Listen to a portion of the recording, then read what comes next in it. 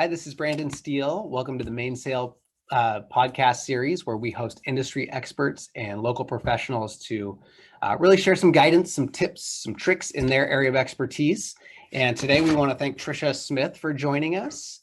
Tricia is actually in the recruiting industry. She spent 16 years so far and is very excited about the industry. Can't imagine doing anything else. She had shared she got her start kind of scraping her knees for a national accounting and finance staffing agency, in Seattle. And basically, if I understand it right, kind of fell in love with the matchmaking side of things. Is that right? Yeah, absolutely. Absolutely. Yeah.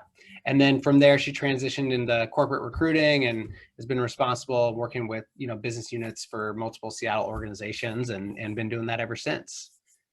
Absolutely. Thank you for having me, Brandon. Of course. Yeah, we're really excited to have you here. I think we're excited on the high level just to pick your brain a little bit on how we can stand out as employees in the workplace, but especially given coming out of this COVID period where like hiring is going crazy again. And we've got probably, I imagine, a lot of people moving positions and doing all kinds of things. I think it's a great time to have you on here. So thank you. Yeah, there's definitely the employment market has shifted.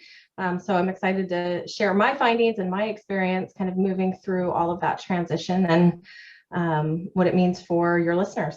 Awesome. Well, and maybe let's go and just kind of start there. Can you maybe share a little bit about the work that you do and how COVID has impacted the workplace and what you're seeing as far as like hiring trends, I guess? Yeah, absolutely. So as a recruiter, I own my own firm called the Jule Group, and I provide consulting or contract recruiting services for companies all over the US from like a remote standpoint. I actually just wrapped up, to give you an example of what's going on in the market as a recruiter. I just wrapped up a project about a week ago with a client that I was with during COVID for the last 8 months. And I went back, out into the market, offering services and doing a little marketing to find my next consulting client. And as it sits today, I have 2 offers right now from 2 clients and one probably likely tomorrow, which is just a good indicator for professionals that are not recruiters. With all these companies hiring so rapidly for recruiters, that is just a huge indicator that the market is exploding with hiring opportunities. So first they have to find the recruiter, and then they can start filling these other roles within the organization. So yeah, well, that is definitely good news to hear. It is such good news. Yes, and for you as well. Yeah, absolutely. And I feel like the only reason I wanted to share that is just so your listeners know that it's not all doom and gloom out there. Like, it's a great time to be looking for an opportunity, whether it's contract or, making a move on a permanent level. Sure. Okay. Well, and maybe that's a good segue. Can you talk a little bit about, as you're getting some of these jobs again, like what some of the employers are looking for in today's world? Like what are some things that are really in focus? Yeah, I'll give you kind of 2 different answers. One is going to be for more senior level candidates that are probably degreed and a little bit more advanced in their career. Those candidates really need to be able to show proven examples of how they've made, saved, achieved the organization money or results. Really, really tangible items that can be listed and quantified on their resume and then also spoken through during the interview. Another thing is going to be agility and being able to pivot rapidly to different business changing needs. I think that can be a challenge for everybody, despite what they say in an interview, but really being able to prove how have you done that? Maybe how did you do that personally during COVID with the lockdowns and the school schedules changing and potential layoffs? How did you navigate that uncertainty? And then also someone who can really show empathy. There's a lot happening in the world, has been, especially when it comes to diversity, inclusion, belonging, that entire space. I guarantee you be prepared to be asked that question about what your philosophy is, how you view that, how you want that to show up in an organization, because you will be asked. Okay. So I'm kind of getting a little bit ahead of myself here, but I feel like I heard 2 very interesting things within that. So number one is the story, like through COVID specifically as the example you gave, but being able to tell a story about some things that you've done, and then also the empathy to understand someone else's story. Is that? That's very true. Yeah. Yeah. Okay. Yep. And maybe I'll ask you in a bit how people can show that. So maybe I'll tip the cards a little bit, but I do have another question for you, maybe the last one on this COVID environment, but I'm curious what that's meant as far as expectations for like remote and in-person office work. Yeah, that's a hot topic. Everything I am reading about in my HR certification courses and through that program of SHRM, if you're not familiar with that, that's the Society of Human Resources. Employees, for the most part, don't want to go back. They don't want to be forced into going back. They have adapted. They enjoy the ability to not have to commute necessarily. And I don't want to put a blanket statement over everybody, but the majority of candidates don't want to have to report 5 days a week into an office. Mm-hmm. A lot of companies are hoping that they'll be able to pull and lure these employees back into the office, whether it's a hybrid work schedule or full-time. So there's a little bit of push and pull. I truly think the employees are going to get their way on this one, especially because it is a candidate-driven market right now. And I also think, my goodness, when we look at the costs of rent and utilities and all of the business services that you need to run an office in a metro area, they can save a lot of money. And I think like subletting, I saw in the news or in the Puget Sound Business Journal that subletting in downtown was one of the highest rates in the US. So I don't know, I think that it's a little bit premature to say just yet. Sure. But I do think that there's going to be a definite change, and it is a question too for a lot of employees when they're interviewing, is this remote or is this in office, and what does that expectation look like as we hopefully turn the corner with the pandemic? Interesting. It's interesting to hear the both sides, like they're that everybody's on different sides here, and so trying to find that middle ground, it sounds like. Yeah, it is hard because you've got businesses that to be able to create that culture is hard to do from a remote setting. And then you also face burnout and disengagement and a lot of other high factors for employees to stay and have that, higher level of retention when they're at home. But then there's also the flip of the coin that, okay, well, if they're commuting and trying to have any sort of work-life balance and maybe, actually join their family at dinner, at a reasonable hour and help them with schoolwork, that's another factor of burnout too. So it's sure. Yeah, it's going to be tricky. Yeah, it sounds like it. Yeah. Okay, so I want to come back to the question I had earlier. So what I got out of that was basically the ability to tell a story and the ability to empathize with someone else's story. So if you can you maybe dig in a little bit deeper on that and share like how people can use that framework to really stand out to a potential employer? Yeah, absolutely. For interviewing purposes, everyone going in, no matter what level you're interviewing, you really should get to know what's called the STAR method. It is the situation, the task, the action, the result, and being able to, storytell in a succinct manner. What I highly recommend for all candidates is to keep, it could be an electronic file, it could be a written down file, whatever the case, but start highlighting what are your achievements and what are those stories behind it, and start keeping a running tally on it. So when you go into an interview situation, most managers, most departments are going to do a behavioral style interview, at least for a large portion of the interview. And that is testing, what have you done? And what I have found, even through my own interviewing experience, is if I've been keeping a good log of, these great achievements, or even the times when I just really kind of screwed up, what did I learn from it? What was that entire experience like?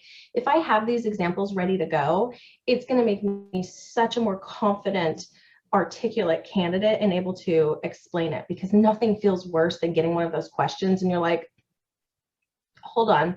And you really have no idea, like you're just grasping at straws trying to think of an example. But if you already have this information kind of tallied and written down, then, before you go into an interview, you're going to be able to refresh yourself on which example is going to make the most sense for, for the various questions. Sure. Okay. So maybe having a little foresight into what scenarios you might run up to and having something that you can pull out of your back pocket. Exactly. Yeah. Okay. So maybe this is more high level than that. So like different than the storytelling, Okay. what traits, like personality traits or skills, I mean, maybe just more of the high level view of it, are you feeling like or seeing that a lot of employers are looking for in this? Definitely technology. Whatever your your skill set or your career path is, what are the technologies that you're going to need to be successful in that? What are the trends? Someone who is a constant learner. So if you haven't been exposed to that technology because that you're seeing in all these job descriptions before you apply, what are you doing about it? It's one thing to sit there and go, oh, well, my company didn't have that service or that provider or that piece of technology. But as a recruiter and as a hiring manager, when I hear I haven't worked on that, but I know it's a really important piece of technology. So I took the liberty to go start taking courses on it. Now I'm certified in XYZ and looking for a new opportunity where I can utilize that. That's a very different answer. And that can come into play with, any type of skill set, software technology. Okay. Someone who is going to be, professional and articulate on camera is important. I know we're hearing a lot about, Zoom fatigue, and I think that is definitely real. But right now, that's the technology, not just Zoom, but video interviewing, video meetings. That's the technology of how we're all kind of staying together in this. So you want to come across as someone who's going to be, presentable and show up and be available. I know that there's always the situation of dogs barking or kids crying in the background with, the current lay of the land. That happens. It's okay, but show up and be present. Sure, that's funny. That's definitely a new one. Yeah. Do you have any suggestions? I mean, I know you mentioned some of the stuff that you can't avoid. Do you have any suggestions on how somebody can improve that appearance, I guess? Yeah. One thing is, almost all of these technologies, whether it's Google Meets or Zoom or Teams, they've all got background blurs. That's something. You can always mute your mute your audio. You can turn off your video when needed. I wouldn't recommend it during an interview, but goodness sakes, if a dog starts barking or the neighbor starts mowing their lawn, put it on mute if you're not talking. That's a good idea. I have gone to the lengths of, I have 3 dogs, as you know, and I will go and load them up in the car and roll the windows down. It hasn't been hot. And I will just physically take them out of the house to make sure that no one is barking. I have a dog walker that I will call just to get them out of the house if I need, if I've got an important meeting. So it's, it's a little bit of planning ahead, but it'll pay dividends. So you're not sitting in an interview, in an anxiety attack, hoping nobody starts barking or getting upset. Sure. Yeah. I have a dog myself, so I know that struggle very well. You probably call them at the office now. These are the challenges these days. And then going back to the first thing you shared, you mentioned technology. And I think what you had also shared around that, and let me know if I heard you wrong, but maybe was resourcefulness. Is that? Yeah. Okay. That's another kind of trait that you think? Yeah, absolutely. But being able to demonstrate it. These soft skills don't help you that much when it's listed on your resume, but they will help you hands down in an interview if you can articulate and explain and give proven examples of how you were resourceful. But everyone can say, oh, I'm, open-minded and diligent. Those are not keywords that anybody's searching for, but Sure. They need to show up in your interview. Okay. And that goes back to, was it STAR? Is that right? Yep, absolutely. Okay. The STAR method. All right. I like it. So on the flip side of that, I've actually been excited to ask this question. And I'm curious, what skills you find people are so excited that they have, but that employers like literally could care less about? Are there any things like that you find? So I was thinking about this kind of scenario, and I would say things around social media when it comes to roles like marketing or sales. How many followers do I have? I mean, it helps, but it's not a skill that anyone's necessarily looking for, that I've come across, that any of my clients have been looking for. I would say, check your ego at the door when it comes to things like that. What other skills that are not that useful? I mean, maybe if you list like Microsoft Office, I feel like in today's age, Sure, like that's kind of a given. Yeah, I might think about that for a little bit and see if something pops in my mind as we continue the discussion. that's okay. That's good. And it's funny you say Microsoft Office, because I think about it, and I feel like every resume I've ever seen does show that.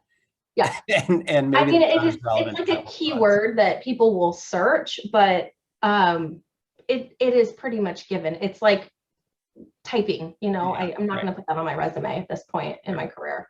Yeah, that's interesting. And then the followers one is something, because I hadn't even thought about that. Like, I didn't realize people would kind of use that as a bright point, but apparently that's where we are. Yeah. I mean, social media is such a powerful engine, but it should just be working for you kind of in the background, right? Like your LinkedIn profile. I don't really need to post that I have all these connections, and most of them, frankly, for most people are like connections because of different pieces of work that you've been doing. They're not real friendships that you would necessarily reach out to. So it's a little bit null and void. Sure. Yeah, I'm going to think about that a little bit more, because I'm sure that there are more. I'm just That's blinking. okay. I think those are good ones. But yeah, if you think of something, I'd love to hear them. I will. To reach out at some point. I will. Okay. Well, I think that's probably a good place to start wrapping up. But I want to make sure, if there's anybody who has any questions for you or needs some help from your services, is there a way that they can get in touch with you? Yeah, absolutely. You can go to my website, thejulegroup.com, and it's JULE.